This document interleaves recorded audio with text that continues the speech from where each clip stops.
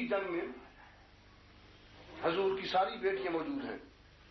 مباہلہ کے موقع پر تو کہا جاتا ہے کہ مباہلے کی مصداق ایک ہے کیونکہ پہلے مر چکی تھیں باقی، لیکن احد کے میدان میں تو ساری زندہ تھیں. جب حضور کی موت کی خبر مدینے میں پہنچی تو جو سلبی بیٹی تھی اگرچہ کم سن تھی، 3 میل کا فاصلہ طے کر کے گئی احد میں.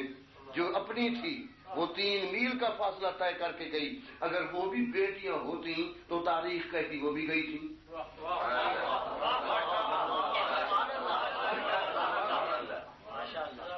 اس لیے کہ کم سن جا رہی ہے اور بڑی کیوں نہیں جاتی؟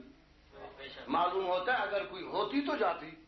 کشش خون میں ہوتی، جس کے خون میں کشش تھی وہ چلی گئی، جن کے خون میں کشش نہیں تھی وہ نہ گئی. معلوم ہوتا ہے کہ خونی رشتہ صرف حضور کا زہرا سے تھا.